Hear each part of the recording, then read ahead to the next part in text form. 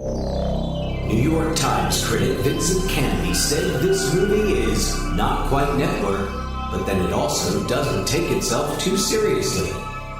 Desson Thompson of the Washington Post advised audiences to stay at home and watch professional wrestling. And the Miami Herald's Hal Boddicker called it a septic tank of a movie. On this episode of Ruined Childhoods, we decide the fate of The Running Man.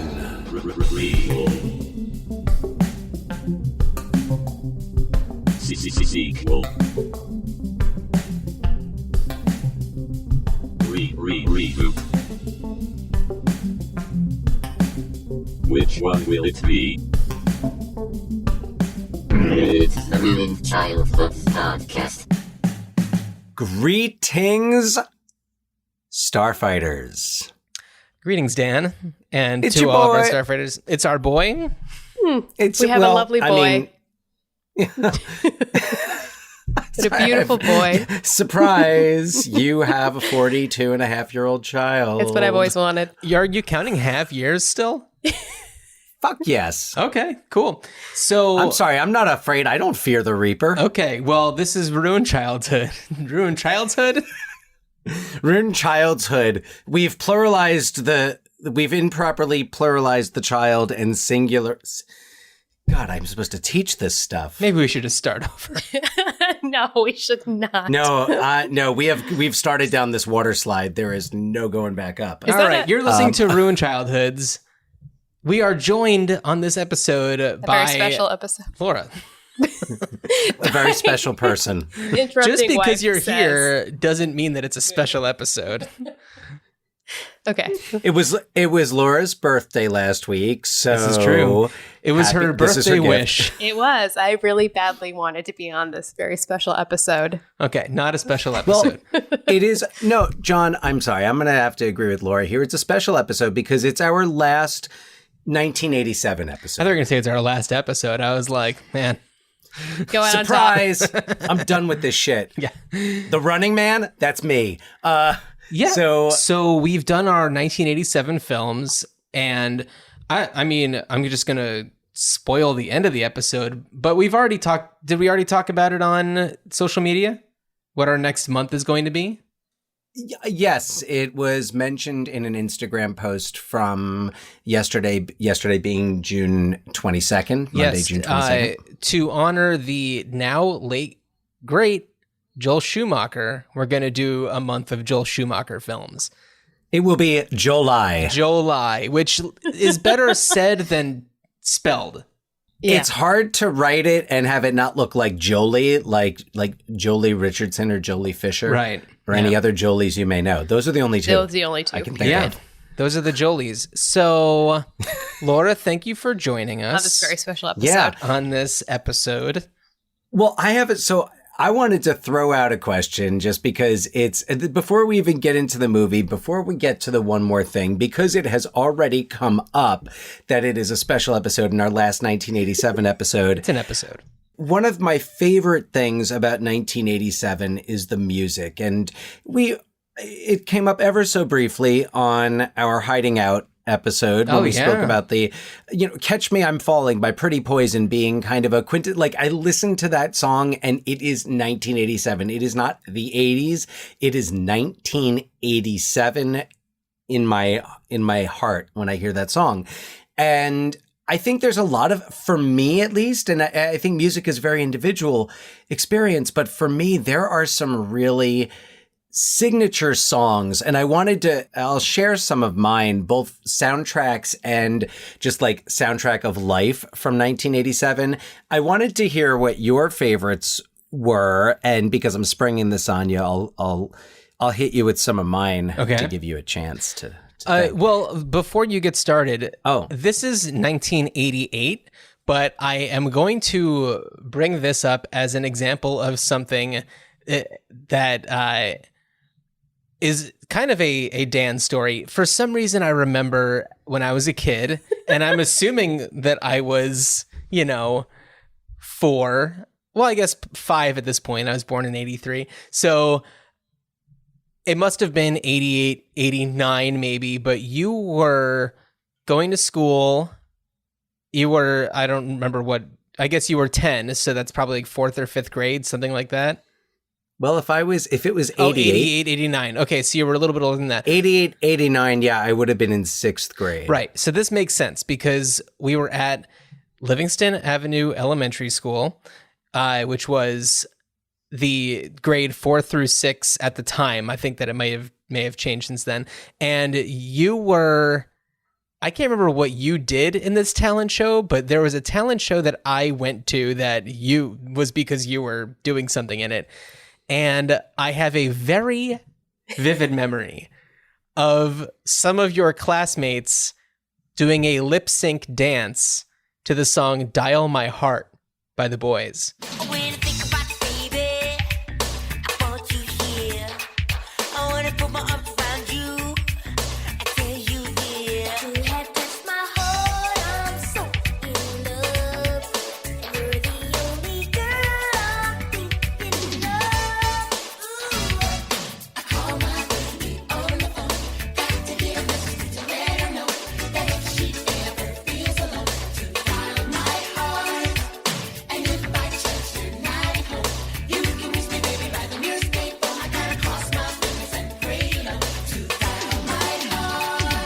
Your face just really did a Dan face right there. What is that about? Well, it was I remember they had like these giant cutout like prop, like rotary phones. I remember that. Okay. Do you really? So no, I will tell you what prompted. I will tell you. Well, now that you mention it, yes, it's the type of thing that I wouldn't have.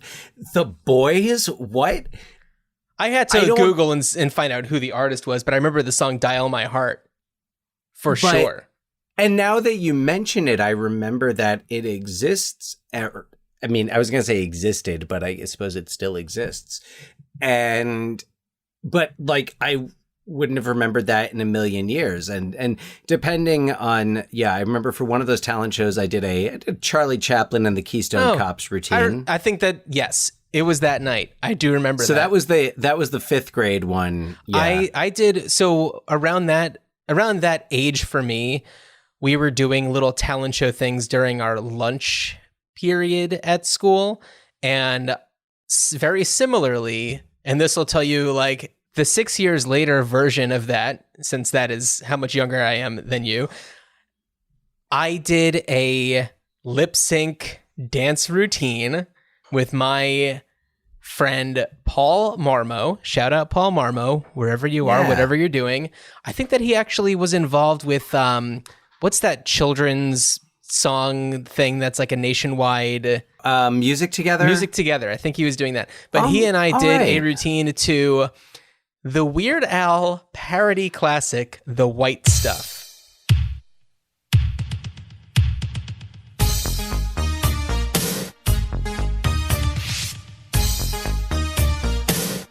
White stuff.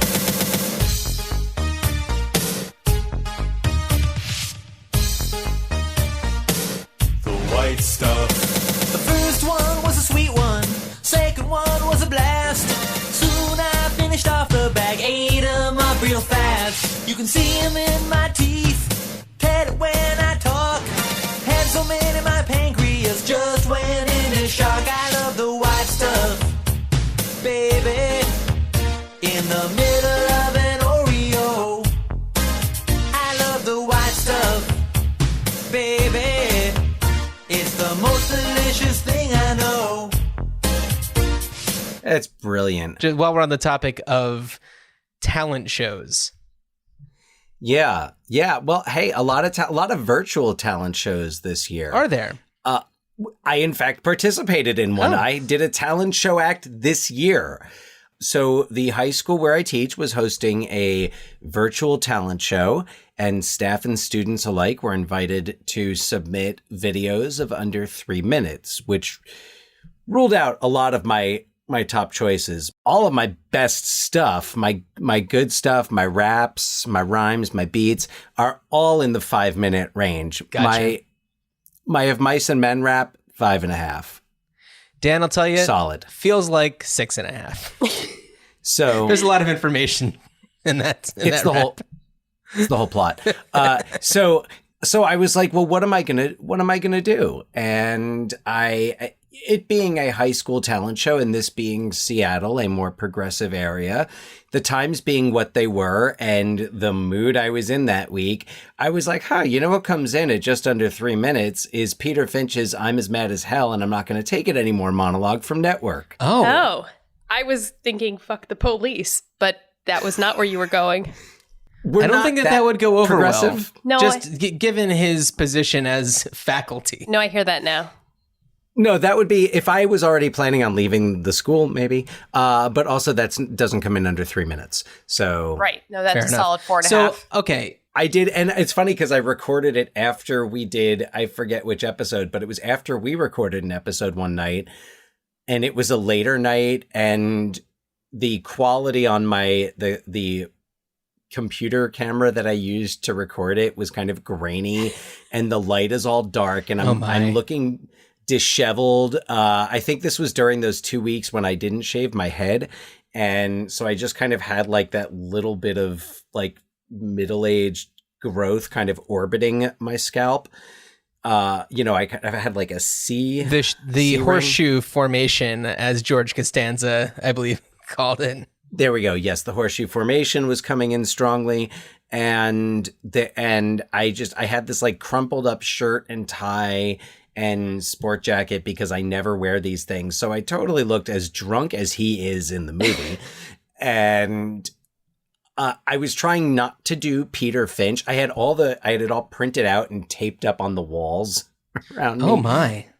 And I was trying not to do Peter Finch, but it's really hard. But it was all edited. All the acts were edited together in this video, and there were 4 judges chosen from staff. And they were, of course, 3 of them are kind of like, the wittiest / harshest critics. Okay. The other one, whom was definitely the Paula Abdul of the crew, there to be positive, and then it was 3 Simon Cowells. So it was funny. Very appropriate that you bring up Paula Abdul on this episode. I know, right? We'll get to that. Okay. Oh, well, that and yes. We'll get to it. So anyway, so that was my talent show. So speaking of talent shows, and Chloe, my 6-year-old, for those tuning in for the first time that I'm mentioning her, Chloe had a virtual talent show for which she chose to dance to the March from the Nutcracker Suite, that dun dun dun dun dun, dun, dun, dun, in her like foofy fairy dress with waving her wand around on our back deck, and she's just like leaping around and spinning. And it's so funny because it was. And that also came in at around 3 minutes, but then other kids' talent show videos were like, this is how I throw a ball up and catch it. Ah.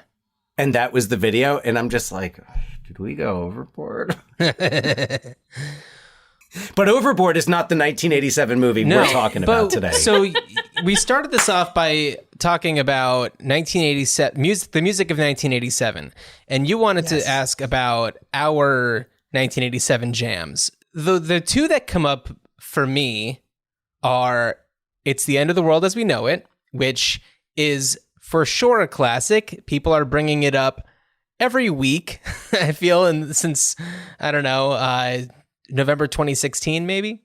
My team reporters babble Trump, Kevin Crop, look at that, no plane, fine, then, overflow, population, common food, but it'll do, save yourself, serve yourself, world, serve its own needs, listen to your heartbeat, dummy with the rapture and the reverend and the right, you patriotic, slam, fight, bright, light, feeling, pretty sight, it's the end of the world as we know it, it's the end of the world as we know it, it's the end of the world as we know it, and I feel fine.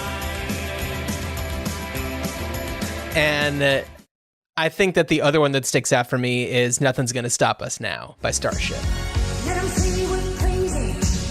I don't care about that. Put your hand in my hand, baby. Don't ever look back. Let the world around us just fall apart. Baby, we can make it if we're heart to heart.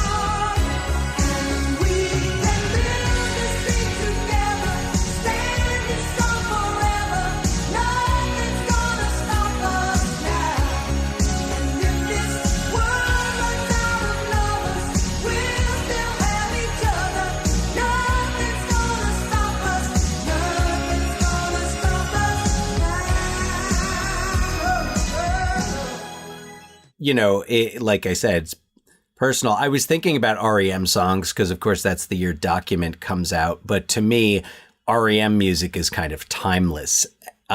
Sure. Yeah. Yeah. So for me, it was really to think about songs that were like, this song could not have existed. It could not have been created a lot of these songs were probably created earlier than 1987. But it's like, this song is so like, Heaven is a Place on Earth, Belinda Carlisle, who I had such a crush on. Oh, yeah. When I was 10. Oh my gosh. Lady in Red. It's a good one. That is an 87 classic right there. But nothing's going to stop us now. Oh, very 87. Hands down. Never seen you looking so lovely as you did tonight. I've never seen you shine so bright.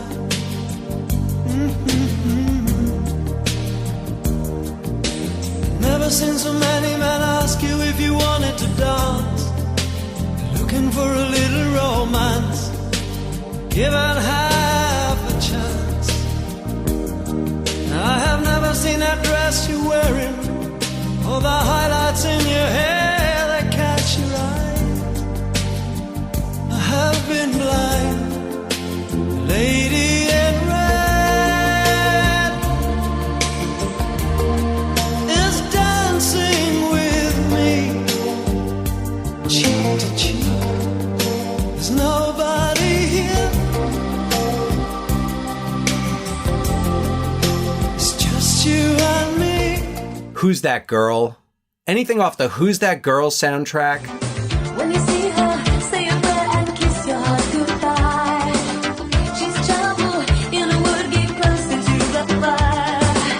Run faster, her laughter burns you up inside. You're spinning round and round, you can't get off, you try but you can. ¿Quién es esa niña? Who's that girl? Señorita, más fina. Who's that girl? ¿Quién es esa niña? Who's that girl? Señorita, más fina. Who's that girl? I'd also have to say that even though this was not a song from 1987, the song La Bamba is a very 1987 song for me. I mean, the movie came out, but I think that's what gave it the resurgence that we connected with. And as you've mentioned, I don't know if it was on this podcast or off air, but that was one of the albums that you had in the car playing on repeat in 1987. So La Bamba is a big one. And here he is, America's newest rock and roll sensation, the California Kid, Richie Valens.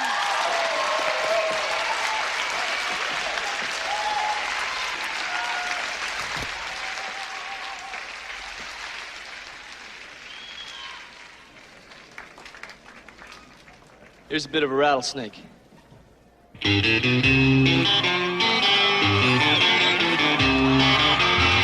bailar la bamba, para bailar la bamba, se necesita una poca de gracia para mi patria. Y arriba, y arriba, y arriba, y arriba, por ti seré, por ti seré, por ti seré. The La Bamba, that was another couple on my list, and I've started to put together a Spotify playlist of just like the 1980s, because there's also like the soundtracks, like the Dirty Dancing soundtrack, Beverly Hills Cop 2. There are songs on the Beverly Hills Cop 2 soundtrack, Shakedown, Bob Seger. Oh, yeah. The Jets, was it? Oh, I forget what song the Jets had, Cross My Broken Heart or something like that. Oh, I don't know. George Michael's I Want Your Sex. Yeah. Jermaine Jackson, all revved up. Oh, I'm talking specifically the Beverly Hills Cop 2 soundtrack. Okay, yeah.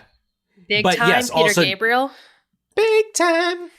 Big Time, Sledgehammer, In Your Eyes. Those are all big from that year. In Your Eyes from featured in Say Anything. Right. Dirty Dancing soundtrack is that year. So Eric Carmen's Make Me Lose Control is one of those songs that for me is turn the radio up, and there's the big like drum boom in the background, and And it's Jennifer singing Stand By Me. I'm so sorry. I was listening to it earlier and So, I was out in the yard doing some stuff and I got into it. And you were thinking this is your last opportunity to celebrate culture of 1987. Well, that's what I wanted to ask the two of you is like, what are the like, what stands out to you as specifically 1987? Laura? I mean, okay, I've got the list of the Hot 100 Billboard from 87. And I mean, not even counting number 1, Walk Like an Egyptian, and number 2, Alone, both great songs. Getting just a little down the list, Here I Go Again by Whitesnake. Oh, yeah. Oh, yeah. That song's amazing. Living on a Prayer, Bon Jovi. Everybody Have Classic. Fun Tonight, Wang Chung. Wang Chung, of course. Was that 1987? Oh, I thought According that to was this Wikipedia article. earlier. I think We're Alone Now. Tiffany. Yeah. Though that was Tiffany and Debbie Gibson that year. Quite a year. What a The year. Fight Only in My Dreams. Yes. Debbie Gibson. That's right. So Laura, were you more of a Tiffany person or a Debbie Gibson? My parents were old, so I listened to music from the 50s person. So you listen to the original, I Think We're Alone Now. Yes. Yeah, Debbie Gibson's song. Debbie Gibson did not do covers. Control, Janet Jackson. Oh, yeah. Give me a beat. So, I'm sorry, we were not there to give you a beat. yeah. So we're talking about 1987. Laura, do you have anything that screams out 1987 to you, just off the top of your head? Other than, not just music. Not just music or culture. movies. I'm pretty sure one of my nieces was born in 87. So that would have been the year that I discovered like raw, very angry jealousy. Ah, okay. Because I'd always been the baby, and then my niece was born, and I did some real fucked up stuff. Oh, wait, this is not really a swearing show. I'm so sorry. We will mark it as explicit. You're going to have to. Usually we don't start swearing until later on in the episode. No, you're going to get it early and often when I'm on a that's- very special episode. It's just an episode. It's a fucking special episode. It's the one and episode only 70. episode. That's special. something to celebrate, Thank right? you. My birthday, episode Yeah. 70. Paula Abdul's Happy birthday. episode 70. Happy my birthday episode. Yes. Yes. Episode 70. My birthday special episode. Very special.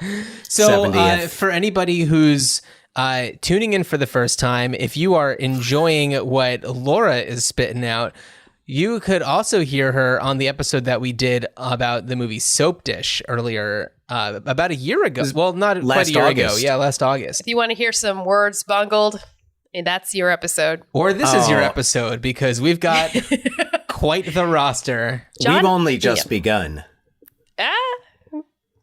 Is that one of the songs? Not from 1987. okay. That's a much I older was like, song. man, he's really bringing it all around. I remember from 1987 when we were in California at Venice Beach, I got the puppets, the boxing puppets, and it was punching Ronald Reagan. Reagan. It was like punching Ronald Reagan. I wish I still had that, but So was this the that to me- video that was recorded by your parents on the like home video that I've seen a million times? You've seen Like, you have not once. seen Yeah, it a the only- million Twice. I've seen it times. twice. Have you seen it at all? Yeah. Really? Yeah. When we were at your parents' place, Oh boy. they brought out the California video. nice. Yeah, the Summer of So, 87 yeah. video is like a classic It home was video the in our summer family's of history. 87. And a lot of the music that sticks out of my head could be things that were playing like on the, Santa Monica Pier. I'm pretty sure there was like some like cameo playing on that pier. Some there might have been some Catch Me I'm Falling. I don't know. Yeah. Lisa and the Cult Jam. So on this episode, we're talking about The Running Man. John's before we keeping it do- running. Okay. Oh boy. I have one more thing. One more Tell thing. me one more thing about Hollywood Shuffle. My one more thing for Hollywood Shuffle, and I actually have a one more thing for Throw Mama from the Train and Hollywood Shuffle. Okay. So my one more thing for Throw Mama from the Train is I don't know how I missed it, but man, that would make a good musical. Yeah. Would make a great musical. Sure. And I would like to see that. And my actually two more things on Hollywood Shuffle are, first of all, recognizing and we talked a little bit about Meteor Man, but also talking about Robert Townsend's other films, especially The Five Heartbeats. Yeah, I've never seen it, but I've watched clips to prepare for Hollywood Shuffle just to get my mind in like Robert Townsend mode. And the clips make me really want to watch the movie. It's really good. I mean, I haven't seen it, I don't know, since the early 90s, but it's 91, 92, something like that. Yeah, I think 91. I mean, I saw it on VHS one night, and it was, I just remember the music was really good. I thought the story was really interesting. And, it's about like a Temptations-esque group making it big. But I wanted to throw that out there. And I also feel like I neglected to mention another film that Hollywood Shuffle brought to mind that is one of my favorites, and it's just been added to the Criterion collection, and I really want to get a copy of it, is Bamboozled. Spike Lee's Bamboozled. Have you seen that, John? No, I have not seen Bamboozled. I am ashamed to say it. Well, it's been really hard to find. I had a DVD copy. Like, I got it when it first came out on DVD, and then I lent it to someone that I worked with, and never got, as so many things that we lend out, never got it back, and haven't been able to find a copy. And then they recently added it to Criterion. So That's just great. kind of waiting until I feel like it's worth it to make that investment. But Bamboozled, which is Spike Lee's film from 2000, where I think it was 2000 or 2001, in which it's Damon Wayans plays a network executive who's kind of tasked with creating a televised minstrel show. Right. I remember the minstrel show aspect of it from things that I've read or clips that I've seen. The poster, I believe, is reminiscent of a lot of that, very racist artwork. And but what's really interesting is we talked a little bit about In Living Color and the question of like, did In Living Color perpetuate stereotypes? Did it do more harm than good? And I was thinking about Bamboozled, and I'm like, well, Damon Wayans plays the executive, and he's got this great monologue that he does about CPT, colored people's time. And it has always stood out to me how condescendingly he says it, and that it also stars Tommy Davidson, who's also an originals cast member of In Living Color. So, okay. And also, and Savion Glover was in that film as well, and I think Jada Pinkett Smith is in it. I mean, I haven't seen it in like almost 20 years. No, I got to check it out. Yeah, you really do. I highly recommend it. One of Spike Lee's most impactful films, possibly his boldest film.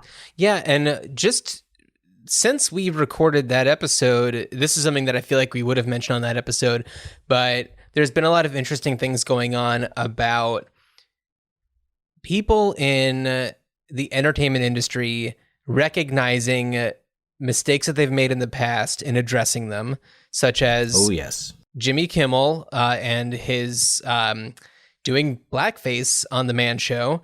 Tina Fey said that they're removing episodes of 30 Rock from, streaming services. There were 4 episodes, I believe, where there are different instances where there is blackface used. And of course, the intention wasn't to glorify that, but that doesn't matter. And that's what Tina Fey recognized, is that is not important. What's important is that she is a person who, has the responsibility to portray people in a way that is right. And even if you're doing blackface to prove a point about how bad blackface is, doing it as a white person is a misstep. And I want to add also that it's also, first of all, bravo to her. Like, she, as far as I know, made that call. And also there's a time and a place. And yes, it's satire. And yes, it would be great if we could all understand the purpose of satire. But the fact is that there are is that there are people out there who will take that and use that as an excuse. Sure, yeah. To just be racist. And it takes a lot of maturity and awareness to say, like, even though we did this with a very specific purpose, right now it is not a good time to have that streaming, and the point could be, and most likely has been, very easily missed. Yeah, for sure. Laura, I know that you did not have much TV growing up, but were you an In Living Color fan? I mean, yes, when I saw it, when I could see it, when I could sneak out and see it, I loved it. It was just like nothing I'd ever seen before. Just in the same way that shows like In Living Color were a certain representation of the world in its time as portrayed by, the entertainment industry, so we have The Running Man. How was that? Was that okay? That bridged it right back up. Great. So The Running Man is directed by Paul Michael Glaser. Not our first Paul Michael Glaser movie. What was the Cutting Edge? Yes. Laura has done her homework. Well, no, I'm looking at your screen. Dang it. Yeah, I can read that very well. All right. Stop reading things.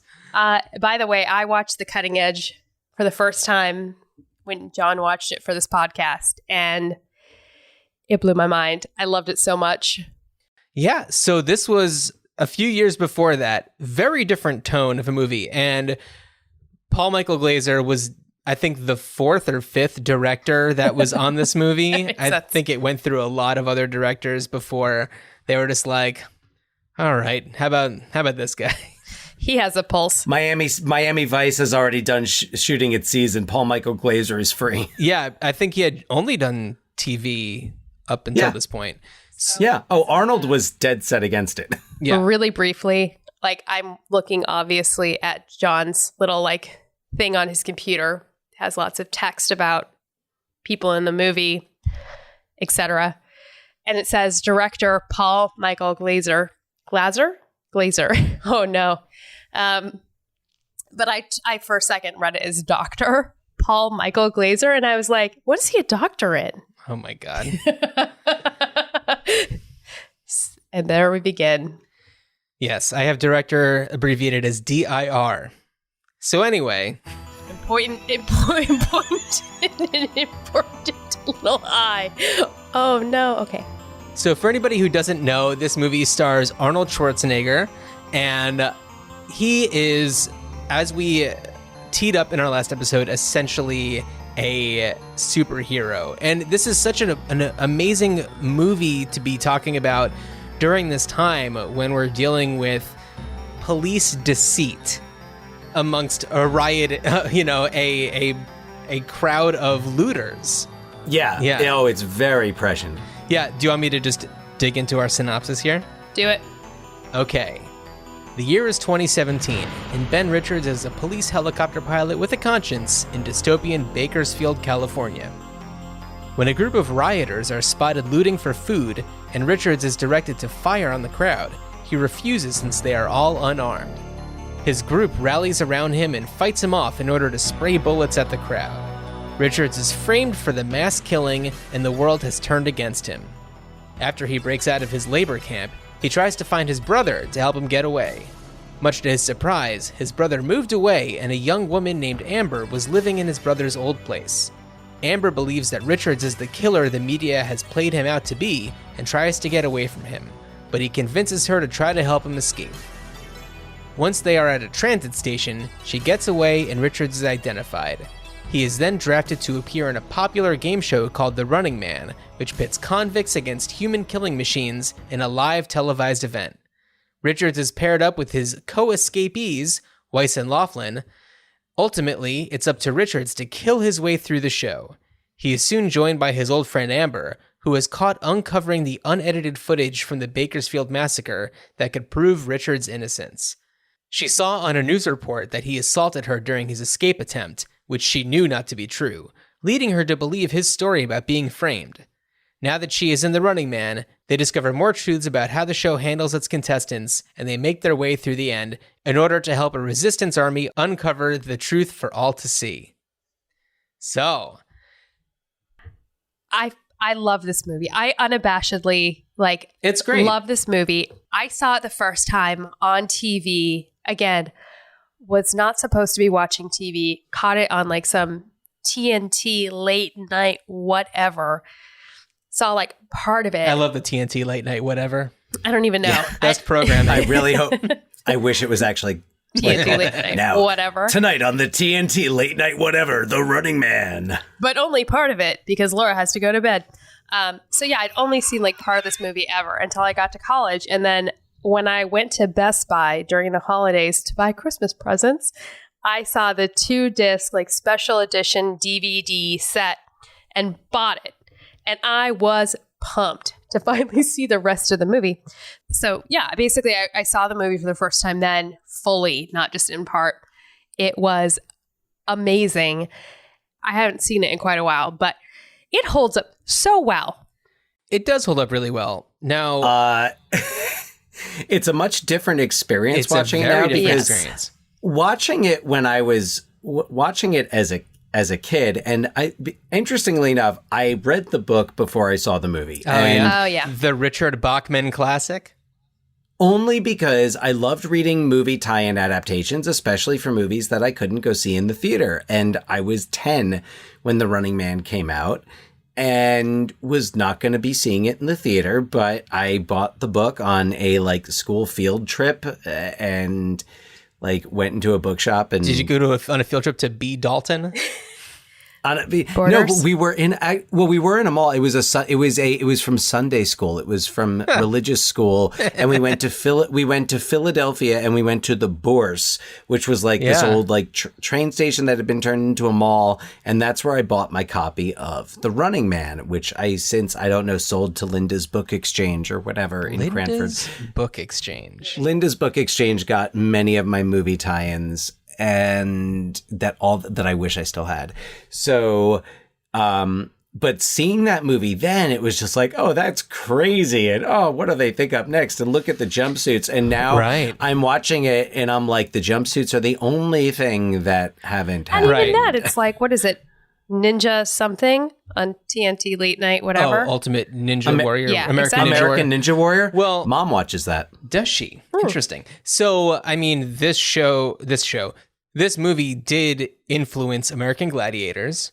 That is not a fact. Surprised. Right. So clearly we have reality television competition shows. We also have police brutality. So look at that. We've got it all. Well, and I actually made this list here of things that I thought were extremely pertinent right now. Just so, like you said, police brutality, rioting, the whole reality TV, lowest common denominator, entertainment as violent entertainment, to basically make people feel like they're part of something. Two sides, the whole idea that government and media are tied together, where you can't tell the difference between what is government approved and what is actual press. Well, yeah, in The Running Man, the Department of Justice has an entertainment division. Yeah.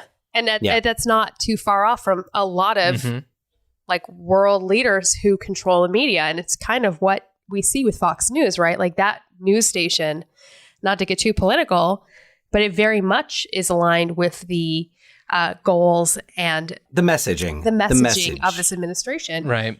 And then also income inequality, life being devalued, right? It's just a matter of, it's not real because it's on TV. And then the idea that there is no truth. You can't track an objective truth because they're editing it. And I think now about, what is it? Deep fakes, right? Mm-hmm. If we can't trust what we see, how will we ever know it's real? So at the end of The Running Man, we do see this point where Richards has gone through all of the opponents and he is going to be going up against Captain Freedom, played by Jesse Ventura. And Captain Freedom ultimately decides I'm not going to do this. It's very surprising because he's very much like, oh, this is totally the final boss guy that they're going to bring in. And then the fact that he has like a bit of a conscience is kind of amazing. So when that all happens and the show, and I mean, Damon Killian, Richard Dawson's character, essentially is just like, all right, well, you know what? If we let them finish it themselves, then Richards is going to win. So he deep fakes them. They get information of their faces and body movements, and they create a scene where Richards loses. They create the reality that enforces the narrative that they've created. Yeah. And I want to add to that because Killian's got this great line towards the end where he says, and this is very much in line with the current administration and everything, but he says it has nothing to do with people, it has to do with ratings. Yeah. Yeah. It has nothing to do with people, it has to do with ratings. There's somebody else I know right now who's obsessed with ratings. Who is that person? And doesn't seem to care about human lives. Yeah. Unless they can help him out.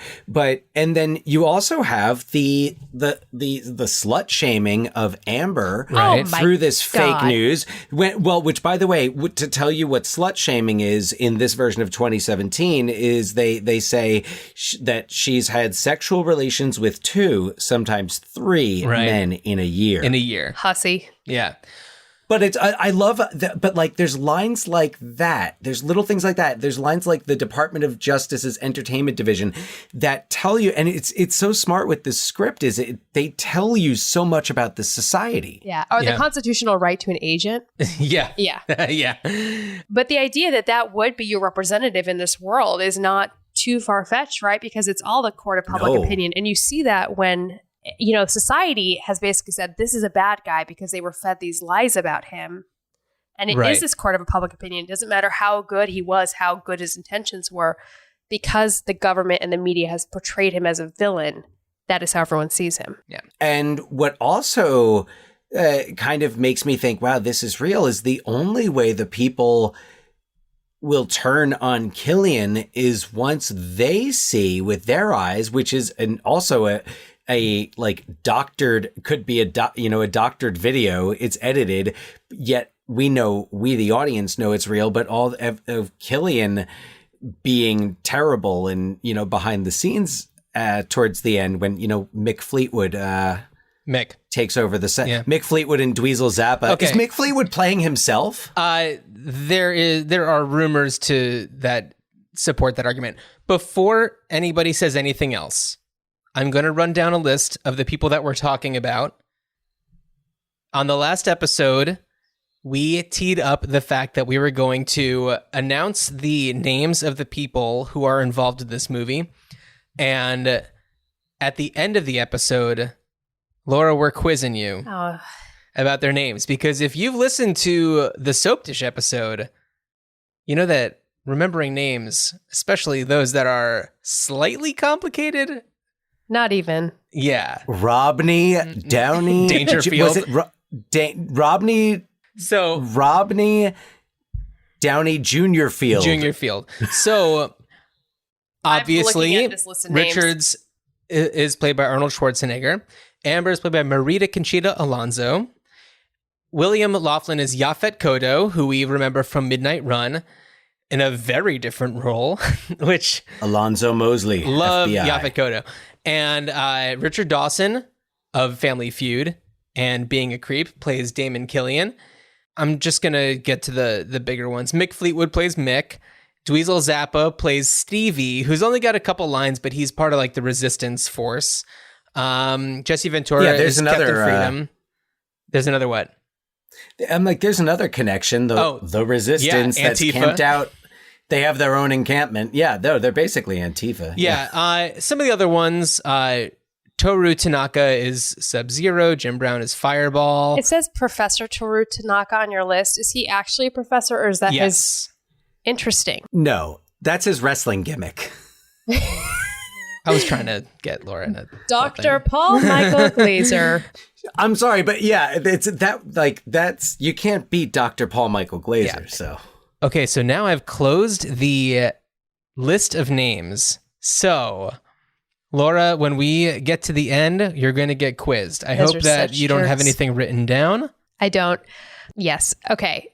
But before we go there, and I know, John, you're dying to move this along. I just really quickly wanted to go back to the whole idea that, people started cheering for Arnold Schwarzenegger's character when... Oh, no, I wasn't trying to move things along to the end.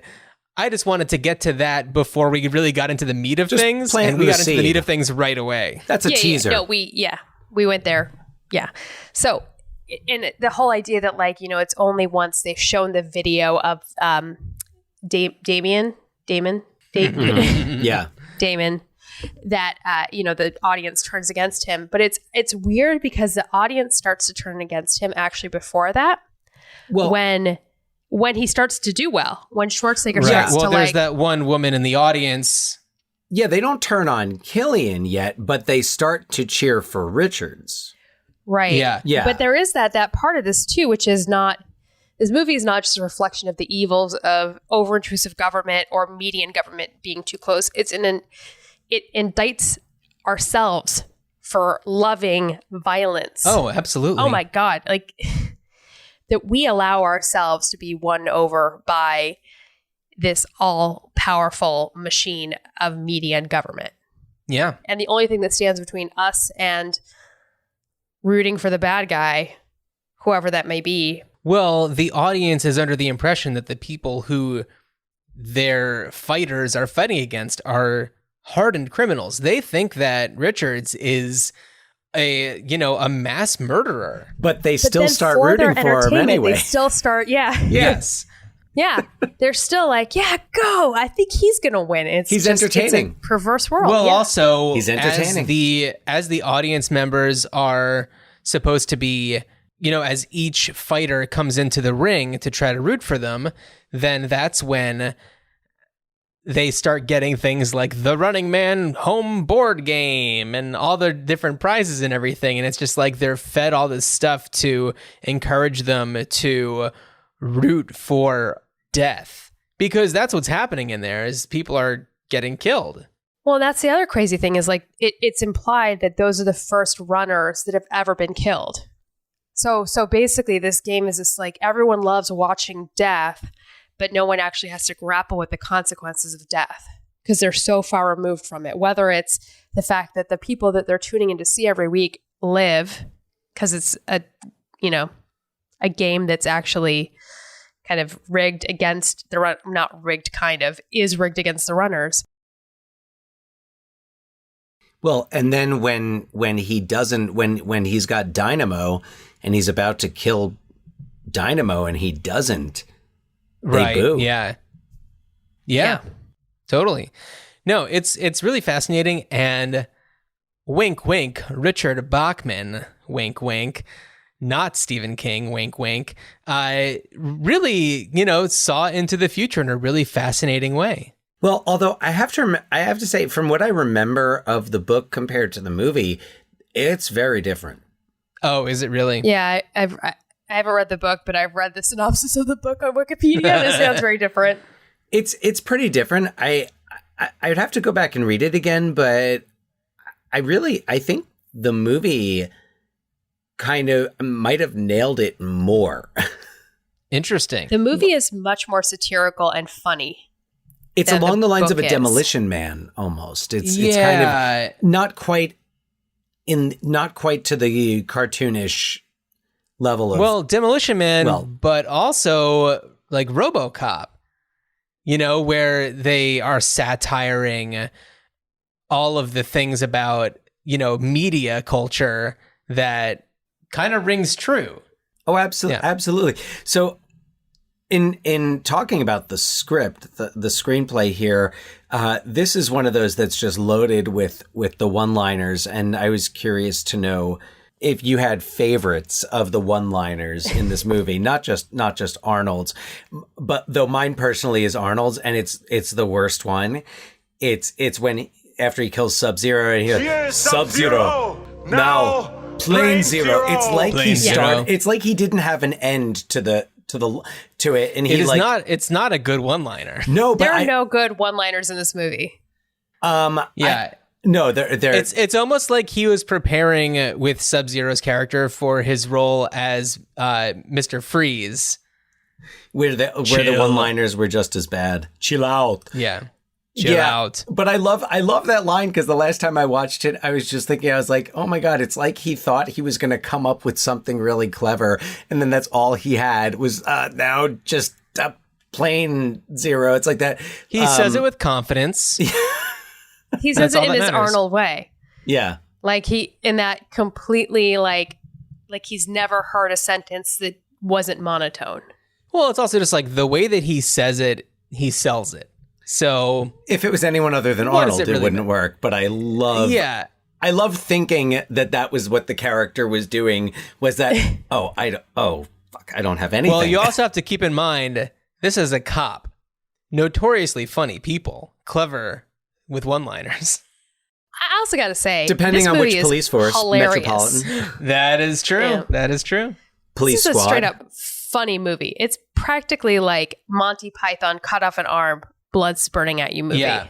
Oh no, it's super funny. Yeah. Quite literally, like almost very literally, actually. Quite literally. Yeah. Pretty close. Yeah. Yeah. I love that. And I love the dancing. Paula Abdul, the signature with the long arms that go out and then pull them back in slowly. That is a very long dance sequence. I love it. It's perfect. Yeah. You could not highlight the contrast between a TV show that's about killing people, including a buzzsaw up the crotch through the body. And then it's like, beautiful dancers, don't look over there. But football cheerleaders, pro wrestling, WCW Nitro had the Nitro Girls, which granted no one's getting a chainsaw up the middle. But there's plenty of concussions to go around, and it's still NFL. Violence. It's still yeah. So not to the extent of the Running Man, but that's kind of but the Running Man as a satire is exaggerated because that's what satire does. Well, it's so glossy and friendly. The host is so friendly. He's like, he knows you. He's been in your living room. He's your fun uncle, and there's this familiarity he has. And it makes you realize like what a small step it is between a game show and a show where they're killing each other. Quick question. Gonna just take a quick little survey here. 2 people have been questioned and top 2 answers. Who's your favorite Family Feud host? Oh, Steve Harvey. Pam, name something you might hurt yourself riding on. Oh, Lord. You know what I'm thinking? So you might well just say it. You know what I'm thinking? A penis.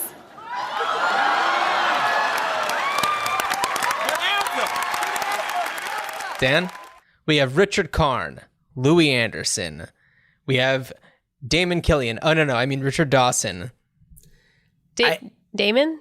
I don't know that I have Damon. Yeah, Damon. Okay. I don't know that I've ever seen a Louis Anderson hosted Family Feud, but I'm still going to say Louis Anderson's my favorite host. No. Steve Harvey? I'm sorry. I have strong feelings about this. There's something to be said about Louis Anderson. And we're going to play the feud. All right, survey says. Here's the star of our show, Louis Anderson.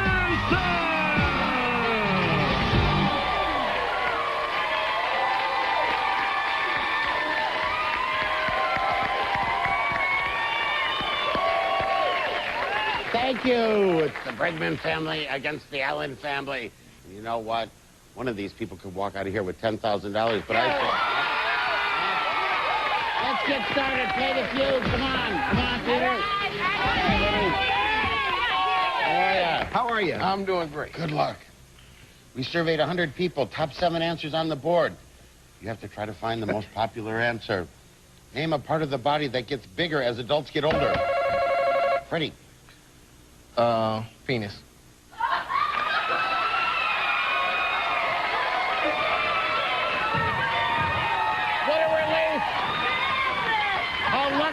How lucky. It's good to know. Stand back, Peter. Let's see. There's Peter's up there. Peter. Dan, do you watch Baskets? No, but I want to. Louis Anderson is phenomenal. Yeah. Is Zach Galifianakis' mother? Yes. Christine Yeah. Baskets. Yeah. Okay. Thank you for reminding me. I want to Dan, watch it's that. on Hulu. You have to Yeah. watch Baskets. Yeah, I gotta yeah. write Steve that down. Harvey is definitely my pick. I feel like Richard Dawson always really creeped me out. Yeah, very creepy Richard Dawson, which they spoofed really nicely in National Lampoon's European Vacation. Oh, with who was it who played the host of Pig and a Poke? I forget, but when he like just Pig and a Poke full on makes out with like Audrey. Totally forget. Right. Oh my Pig God. I and a haven't seen that poke, one in forever. So I will also say this though. So, okay, this is going a little off script. There's a script? I mean, this is going a little off the not script path. It was pathed. It's a tangent. I don't know. This is a tangent. Yeah, we know them well. Ted Bundy, right, is a psychopath, sociopath, whatever he is. He's got this so Anne Rule, is that her name? Who wrote the book about Ted Bundy, the serial killer? You know what? I'm not up on my authors of Ted Bundy books. Well, so I just want to know where this is going. It's Anne Rule or Anne Rice, and I'm pretty sure Anne Rice is the vampire one. Anne Rice is Rule's definitely not the one. I think Although it's- I'd love to read that. I think it's Anne crossover Rule. book? I think it's Anne Anne Rule. I'd love to read an Anne Rice book about Ted Bundy. That would be amazing. Let's put that aside.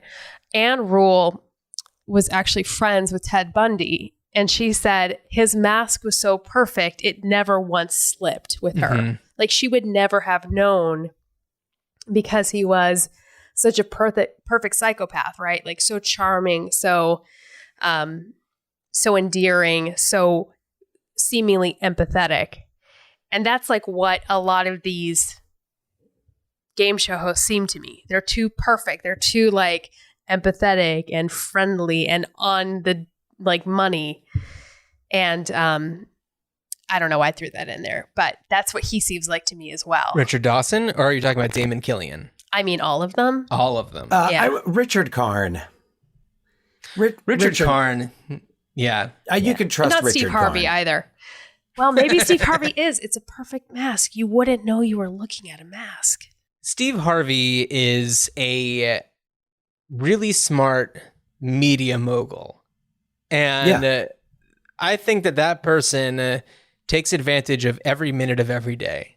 Yeah, he's like that person who's like, I get up at 5 a.m. Steve that Harvey has no start on time the to day. be a psychopath. Does it take a lot? I'm not Wait, saying I thought psychopath Dwayne like Johnson kills was people. the. Dwayne Johnson just doesn't sleep. Dwayne Johnson, I don't know, sleeps Busy when he guy. blinks. Yeah, Busy But guy. Back to the Running Man. I had a question. Yeah. I Go had a on. question that kind of goes back to the beginning. So we know Paul Michael Glaser, not the first choice as a director. Now, of course, Not the clearly, second. Dr. Paul. all three of us, right? Dr. Glaser, not anyone's first choice as a director. Now we've all, we can all appreciate his work, but if you had to pick another director who could have, Are you talking 1987 or are you talking now? I'm talking 1987, someone who actually could have been involved in making that. So someone who actually, it couldn't be Paul Verhoeven because Paul Verhoeven was making RoboCop. That's exactly what I was thinking.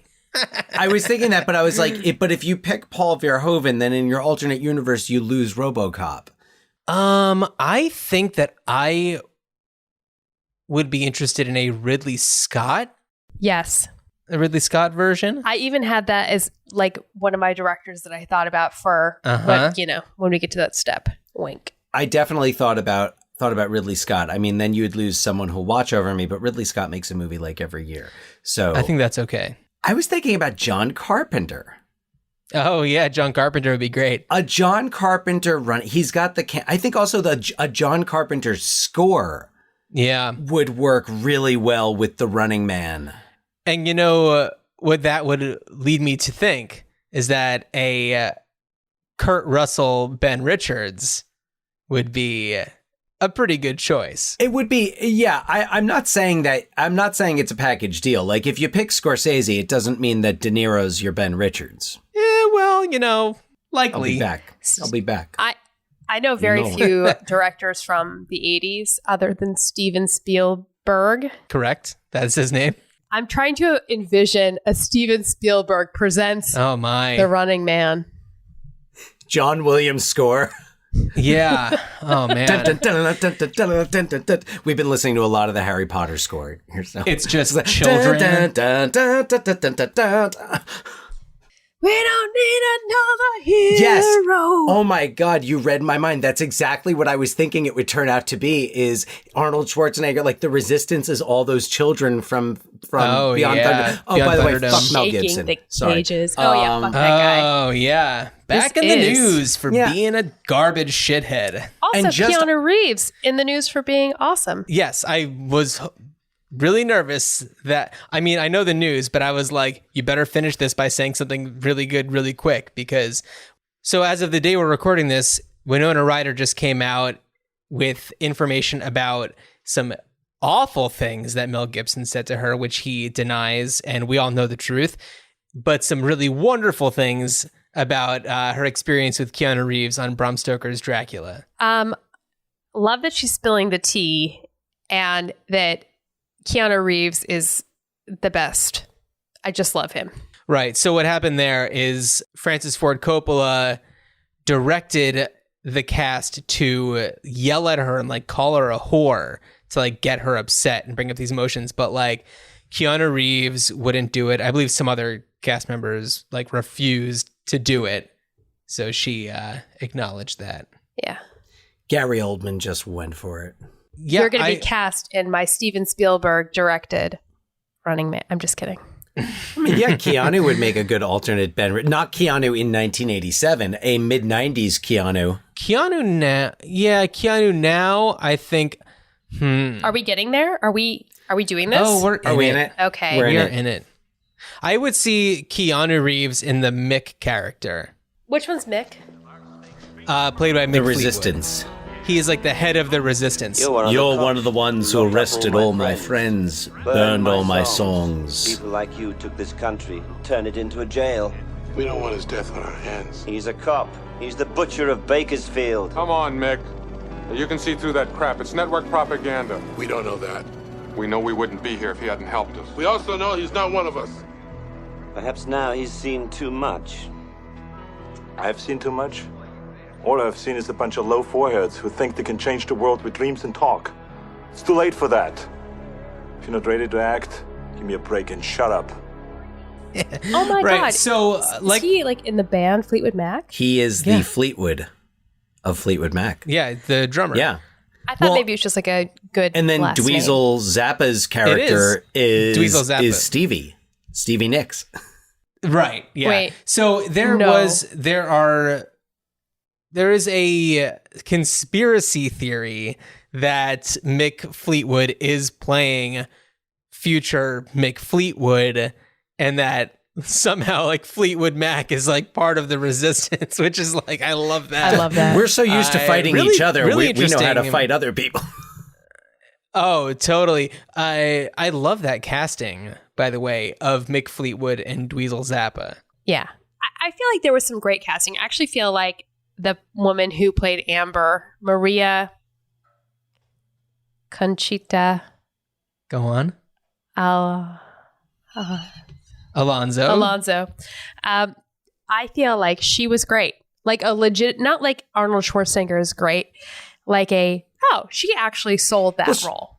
Maria Conchita Alonso was She wasn't fantastic. just the girlfriend. She wasn't the love interest. She was thrown into this. She was a worthy competitor. Yeah. And she was doing the right thing. She saw that this person was framed for this awful, awful situation. And she, I believe that she like worked for the TV station or something like that. Yeah, she did. She was a jingle writer. Oh, she was a jingle writer? Yeah. So yeah, she went into like the archives and found the unedited footage of the Bakersfield massacre. Bakersfield, where Baskets takes place. Ooh. Also, her outfit when she goes and steals that unedited footage, let me tell you, I would wear that today. That is business bitch high fashion, and and how about how she, like, very subtly implies how she smuggled the footage out? Oh yeah, I don't think I ever picked up on that before. I immediately picked up on that. So good. What a hero. So, Laura. Yes. What would you do with this film today? So I'm kind of of two minds. I'm like, lean into the darkness or lean into the comedy. And if you lean into the comedy, you make it super bloody. Like super duper extreme absurdist comedy, bloody madness. So my feeling is if you lean into the darker elements of it, right? That kind of like 1984, this is the future that we face if we do not correct course part of it, right? That's the like modern interpretation because we feel like we're careening into this world anyhow. In that case, I see it as a prestige HBO drama miniseries. And I had to write down a list of directors, and much like what I did for Soap Dish, I literally just had to Google people who are directors of movies because I could not think of a single name. Or doctors. Dr. Paul Glaser. Right. And honestly, like most of my names are more towards the absurdist humor part of this. But for the really dark, I thought like Christopher Nolan or Catherine Bigelow. Oh. Okay. Like Strange Days. Yeah. It's like, and in that case, what I saw less of like a remake was actually a prequel. Huh. Okay. Which is how Running Man came to be. Oh, that'd be cool. I had that same question there in terms of the prequel. So this is a future society, not too far future, or in the case of the actual Running Man movie, a couple of years ago, where the media has recently been co-opted by the government. And you're kind of seeing this transition period between free press and press that is entirely dominated by the government. And in this version, I see the press that is kind of leading the way to this government control as a fox, which is the obvious low-hanging fruit here. Yeah. And so instead of there being a Damien, there's like a female, very attractive, serious news lady. And I always think Margot Robbie for these roles. She's unbelievably gorgeous, unbelievably blonde, and has a face where when she smiles, she can smile to make you feel like it's a warm smile, and she has a smile that can make you feel like she's a literal devil just hidden under beautiful skin. So it kind of sounds well Dan, in Bombshell, where she plays what's her name? She plays did you see Bombshell? Well, Margot Robbie plays a fake person. Oh, right. Who was it? Naomi Watts who plays Megyn Kelly, or Charlize Theron? No, Charlize Theron. Yeah. That's how good the makeup is that you don't even remember who it was. Bananas. She's so good. But Margot Robbie plays a person who is trying to be one of those people and ends up with Roger Ailes, who is trying to make her does make her do awful things. And she, actually speaks out about it. Yeah. I'm just imagining like her and Christian Bale, like as these two talking heads. And that's like the beginning of the end for media, right? Two beautiful faces of tyranny that lie to your face. Christian Bale is a Fox News talking head. Yeah. That I'd like to see. And then he's almost too interesting looking. No, but he's got that I mean, he could do that. The sharpness and the it's why he was so good in that movie where he plays that bad man who's a psychopath, Dick like Cheney? Ted Bundy. Oh. American Psycho? American Psycho. Yeah. Yes, Dan. Well done. No, but it's that awesome. young Republican feeling to him, right? Where he's got like his hair slicked back. And he's got the like 80s, I was part of the secret society that I can't talk about from Yale. Yeah. The skulls. I saw that movie. I sound like a conspiracy theorist here. But in this movie version, right, obviously Ben is not a factor because this is pre-Running Man. So I got to go with Michael B. Jordan. It's always Michael B. Jordan Laura, for me. Okay, yeah. All right. So that's my one idea. My other one, right, is the lean into the comedy, and it's a pure remake. It's just a batshit crazy, balls to the wall, remake this shit and lead even more into the comedic, absurdist elements of it, which are already clearly there. And again, I have to actually go to my written list of people who are directors because I could not pull one of these names out of the air without it. I kind of thought that Ryan Johnson would be perfect because it really is like what he did with the fresh take on a detective novel with Knives Out. I could see him doing here with like one of those 80s over the top dystopian movies. He's done sci-fi action before. This is true. And also something that I think is we've talked about a little here is like this is a Stephen King book, right? Like, what do you mean? It's a Richard Bachmann book. Richard Bachmann, eh? There's some formula here that could be, reevaluated from a modern absurdist perspective. And in that case, I couldn't figure out how to cast it for the life of me. Okay. But it was going to be absurd. It was going to be absurd. I wrote down some names. John Heder as Ben Richards. Donald Glover. J.K. Simmons. Okay. Jake Gyllenhaal. Viola Davis. Elizabeth Moss. They're all people. They are people. True. Did you just Google human people? Human people who act for a living. Gotcha. That was my exact Google phrase. So Dan, what did you have in mind? Well, I toyed around with the idea of the prequel of like the how did we get here idea. I was trying to really place a remake and the original, despite its flaws, does fall so nicely between the dystopian action and satire that I didn't really, I wasn't feeling the remake. I wasn't necessarily feeling the prequel. So I was thinking about a sequel. What would you do? Yeah. And let's say in the sequel, all right, so it's 2050. So we've had our years of, by the way, in the prequel, you would find out how Fleetwood Mac becomes involved with the resistance. Absolutely. They had an album out that year and I wonder if there's a connection, but. You know what? I bet that it would have a lot to do with cocaine. I digress. Anyway, in the sequel, Arcade Fire is leading the revolution. It's Win Butler is the... Does Arcade Fire have enough, I don't know, like weird backstory? No, I don't. I just pulled... Okay.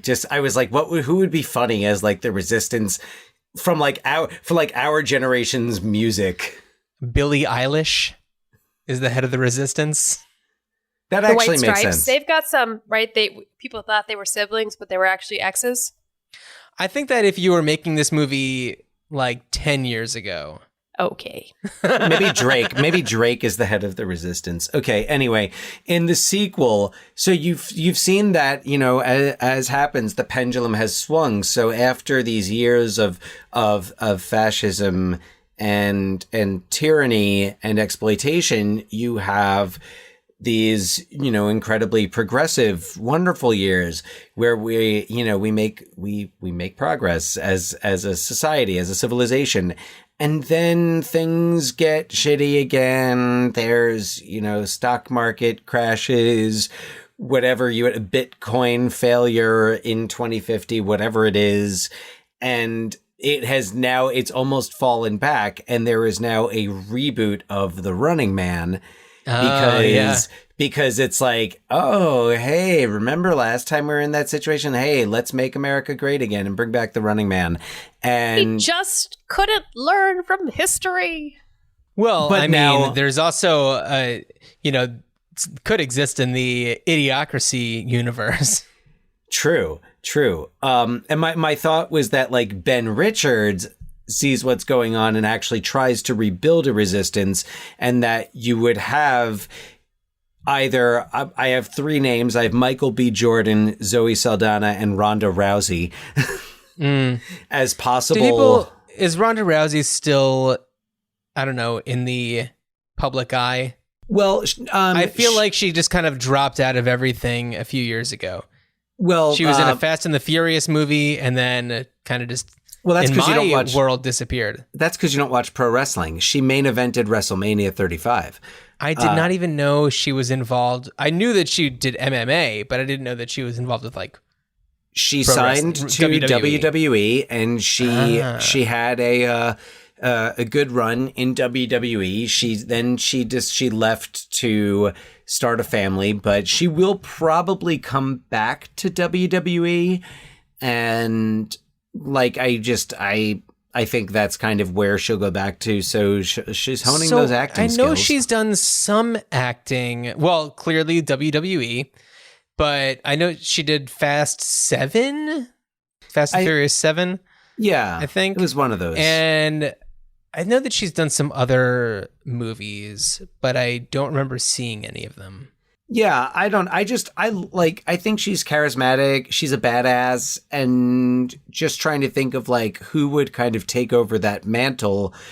And I'm sure there's other names. Like there's always like, I'm probably 10 years behind. Like maybe Zoe Saldana has done enough sci-fi now, but I was just like, man, she's really good at kicking ass. Yeah, she's great. Yeah. You should Google people female who actresses. Female actresses. That will help you. People who act plus boobs. Booby actresses. Don't Google that.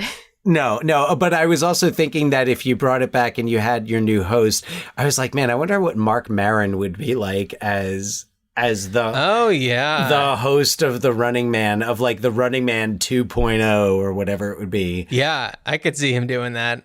Running Man 2050. I just like, between his work on Glow and just what he can do, I think he'd be good in that role. Yeah, for sure. Yeah. So that's right. And I for a director, yeah, it's kind of hard because where do you want to, like Laura, like you were saying, do you want to lean into the dark or lean into the funny? Do you want me to read you my list of names?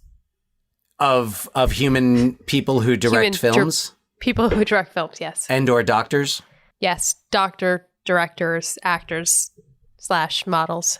PhD, physical director. Yes, exactly.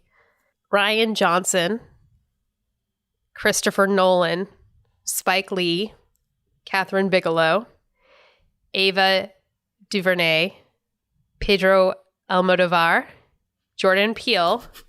Am I going bad? I'm just wondering. Pedro Almodovar. I'm sorry. Did I say it wrong? No. Actually, I think you got it. Are these your list? Is this your directors who you would like to see direct The Running Man? It's kind of a list of directors that I just pull off the internet. Yeah, these like hot directors now. Okay, Laura. These are all over the place. Well, that's why I was hoping it helped spark something for Dan. I like the Spike. I mean, Spike Lee. Some of those directors I feel like are capable of anything, like Spike Lee and Ava DuVernay. Yeah, get ready. There's more. She did a wrinkle. Woody Allen. No. Oh no. He's no. Bong Joon-ho. Oh, okay. Bong Joon-ho Running Man would be interesting. Yes. It would be more like Snowpiercer That's what style. I was, But that would work. That would work really well. Okay. Coen Brothers. That's like the absurdist. The Safdie brothers. Okay. Safdie. Okay. And Denis Villeneuve. Denis Villeneuve. I was thinking about him too, but I feel like his style is I feel like his style is very serious. And I love his movies, but right. I think that for something like this, the auteur route might not be the strongest decision. But the Bong Joon-ho would make a very interesting one. And I think that with Bong Joon-ho, because he has a history of making things that talk about the separation of wealth, the division of I mean that's a lot of what Snowpiercer, but also Parasite, deals with that. I mean, I think that he would be a really interesting one for this. I like it. Thank you. I think You're welcome. I like that one. Anyone else? I'm curious to see who's next on your list. Oh, that was it. That was the whole list of top 15 hottest directors. Right? Jeez. Sam Mendes. Actually, you know who would do good? Alfonso Cuarón. That would be good. Think would make has he done much lately? he's kind of fallen off my radar with Ronda Rousey around that same time. Alfonso Cuarón has not signed any WWE contracts. Oh. That we know of. This is an exclusive, everybody. He has We're not here to done announce that he has done it. So Roma was his... Roma, right. Yeah. Not so much a Running Man, but going back to like the Harry Potter... Children of Men. Children of Men is amazing. But think about like Pedro Almodovar, to go to like a Spanish-speaking like foreign director. Mm-hmm. He does a ton of very like visually interesting, very over-the-top, dramatic soap opera, crazy balls to the wall work. So, I mean, yeah, I always think of like his more recent stuff, but also one of his early things was Woman on the Verge of a Nervous Breakdown, Mm-hmm. which is very bizarre. Yeah. And Almodovar, maybe. I'd be interested to see him. Yeah. Maybe that's the answer for 1987. Who? Gael Garcia Bernal as Ben Richards. Oh yeah, I could see that. So where my mind went was a remake, and clearly there's a lot of things that are going on nowadays that make a lot of sense with the original, as we've discussed. So I was mostly going for casting choices, and some of the people that I thought were definitely Michael B. Jordan. That was like the first person I thought of. I started to think a little bit about like Dwayne Johnson, and I was like, no, that's just like too obvious. We can't have him just doing Arnold Schwarzenegger. Everyone's just going to be comparing it to Arnold Schwarzenegger's performance. We know he could do it. It would be fine, whatever. Some of the other people that I was thinking of were Ryan Gosling. I'd love to see a Ryan Gosling Richards. I'm a big fan. Another Killian that I thought of, Michael Shannon. And Dan, I listened to your episode of remind me the name of the podcast. The Lighter Side, Essential Stories. Yeah, the Essential Lighter Side. The Lighter Side. And yes, you talk about the passion for Michael Shannon. Of course. And well, when Michael Shannon comes up, we're a fan of his. But the number one Killian that I thought of, and if this was going to be the case, I think that Killian would have to be a more central character in this story. Bill Hader. You're thinking about it. I don't think that you totally see it the way that I see it, but I'm picturing it. I'm taking a moment. I'm thinking of Bill Hader in the different roles that I've seen him play, and I am getting it. It took me a moment because it's a huge departure. He can play completely charming, very charismatic, and then in an instant, like you've seen in Barry. Yeah. Dan, have you seen Barry? I saw the first season. I haven't watched season 2 yet. Oh, it's so good. So I think the thing with like whoever is Damon. Killings. No, that's not right. Killian has to be very like smooth and vicious. Two-faced. Right. And whoever plays like a Ben Richards type character has to be very able to survive, because you have to believe that they can survive. So it's funny because like when you said Bill Hader, I immediately thought actually Ben Richards. Oh, really? Yeah. Oh. Right? As this like person who gets dragged to something that they're not really prepared for. But then I was like, but how would he survive? A Bill Hader as Ben Richards would be interesting as well. I could see that. Yeah, because Bill Hader is kind of like I'm in this situation. What am I going to do next? Which very much in Barry, you see that. Well, you have to think about it. And it's like, people don't look like Arnold Schwarzenegger. Like real people who aren't Arnold Schwarzenegger don't look like Arnold Schwarzenegger. Right. So like realistically, the people who would be in this situation are more likely to have the build of a Bill Hader. Yeah. And Bill Hader's ripped. Like, let's not. Well, he's in good shape, but like Arnold Schwarzenegger is like extra human. There's something. Well, he has extra DNA in his body that's like not human. Well, but I also think like if you get away from the Schwarzenegger. Well, I mean, it's old steroids. I'm sure. I don't think he's done them recently. Right. It's that 1987 steroids. Yeah, exactly. Well, I also was thinking, like, if you have this Arnold Schwarzenegger vision in your mind, like, it's really hard to also cast a woman. And I think actually a woman in that role would be really interesting. Well, and I think that's where Zoe Saldana and Ronda Rousey came up, because then you already know you're not expecting the Arnold Schwarzenegger Running Man. Yeah. And that's like why I had Viola Davis in here, is because I'm like, having seen, she was like Widows, right? Yeah. She was so like, Widows is very good. I feel like that's role. one that people did not check out and really should.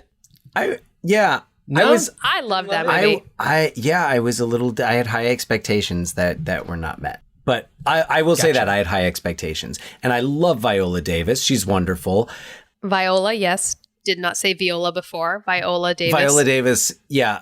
And it makes me think of people who I would have cast had this been remade in like the late 90s, like a Michael Douglas as Killian and Angela Bassett as Richards. Okay, I have an issue with Michael Douglas being kind of like an action hero. Well, but he wouldn't be as Killian. Oh, I'm sorry. I thought that you were saying as Richards. Sorry. No. My Richards would be Angela Bassett. 1997 Angela Bassett. Yeah, totally. I could definitely see that. But Viola Davis has she's given her work in How to Get Away with Murder and Widows. I'm like, she can carry the physicality of the role. And then using her brain power to get through this show. What about Kerry Washington? I'm sorry, I'm thinking about. Oh yeah, she'd be great.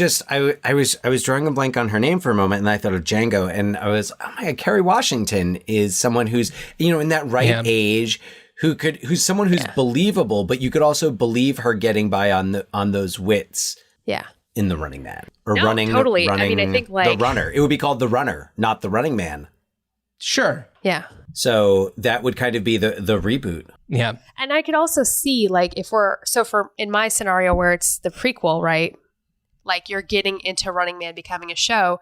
The first person is not going to be your Arnold Schwarzenegger, because they are not to that point where they're like so hungry for someone to really compete. They're just like, who's the enemy of the state? Who's the most convenient? And you'd see it being the head of programming for the news station that's been taken over by the government. And you have to believe that person has like the intellect and the charisma to lead a news station and also be the first one going into Running Man too, or the runner. So, but you're talking about the prequel where it would be the Running Man. Right. Yeah, this isn't where. By the way, I realized I went backwards. By the way, I haven't actually gotten into my actual idea. I'm sorry. I just pictured Anders and I know Anderson Cooper doesn't run CNN, but I'm imagining Anderson Cooper on the Running Man. It's pretty awesome. It could be good. I mean, that'd be amazing. So my full idea, and I feel like I kind of teased it before accidentally, is that the Running Man remake would actually be a new part of the Fast and the Furious franchise, where the core group of Fast and the Furious drivers, you got your Vin Diesel, you got your The Rock, you have your Jason Statham. Not anymore. What do you mean not anymore? Dwayne Johnson and Vin Diesel have beef. They're not going to be in the same movie. Well, this is imagination world, Dan. This podcast isn't an actual pitch. What? So you have the group from the Fast and the Furious. You have Ludacris. You've got the whole gang. And Roman, I forget who plays Roman. Roman? Which one is Roman? The character Roman? Yeah, I don't. He's the guy who doesn't seem like he really belongs there and is very reluctant to do anything, and then ends up.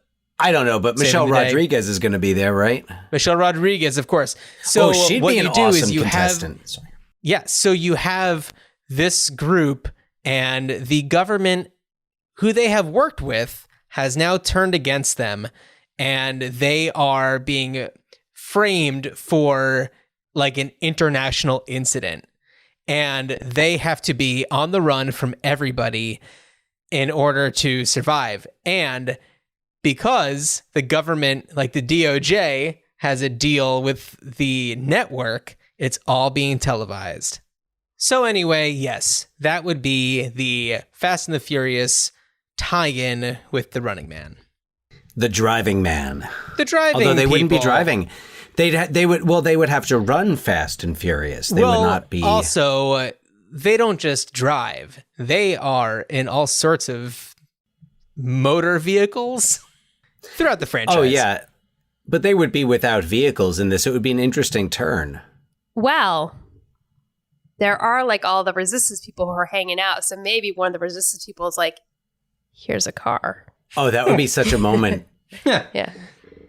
Because you think, if we could have they're a crowded theater, fucked. there would be applause. Yeah. Yeah. So we've got plenty of ideas. Hollywood, it's on you. Mick Fleetwood has the Fleetwood Mac touring bus. Yeah. Don't stop Don't sit thinking on the about sofa. tomorrow. So anyway, those are our ideas. Hollywood, they're all yours. Dan, we have not discussed what we're going to do on the next episode, but we have our short list. Do you want to pick one? Yeah, as we said earlier, the month of July will be Joel-lye here, and we are going to be kicking off our month-long tribute to Joel Schumacher with, and it's hard to say what is his, like, you know, the quintessential Joel Schumacher film, but I think one that has really held up and remained, you know, kind of a contemporary classic is also from 1987. Oh, so that's right. The perfect we segue. extend our stay in 1987 because we're going to take a look at The Lost Boys. I'm very excited. Oh, Kiefer Sutherland, Alex Winter, Bill and Ted. Yeah. The guy playing the saxophone. Oh, yes. Yes. Why? Okay, I know his name. Wait, the guy playing the saxophone, Yes. you know his name? Yes. Oh. Shit, because he's also like Tina Turner's saxophone player. Was addicted to heroin, became a bodybuilder to cut the habit. Fuck, his name is escaping me right now. But you sure know a lot John about knows him. everything about him but his name. Tim Okay. Capello. I thought wow, of it yeah. as I was like looking at his picture. Tim Capello. Okay. Yeah. All right. Did we talk about him when we talked about Mad Max? Is he like in Beyond Thunderdome? He is in the music video for We Don't Need Another Hero. He's not in the movie though. No, but we did talk about him Tim on that Capello, episode. yes, very much in The Lost Boys. Yeah, no, The Lost Boys, great movie. Diane Wiest, love Diane Wiest. Excellent Diane Wiest movie. So, Laura, as we said earlier, you're going to get quizzed. Oh, shit. We're going to start simple. Who plays Ben Richards? Arnold Schwarzenegger. Very good. Who plays Amber?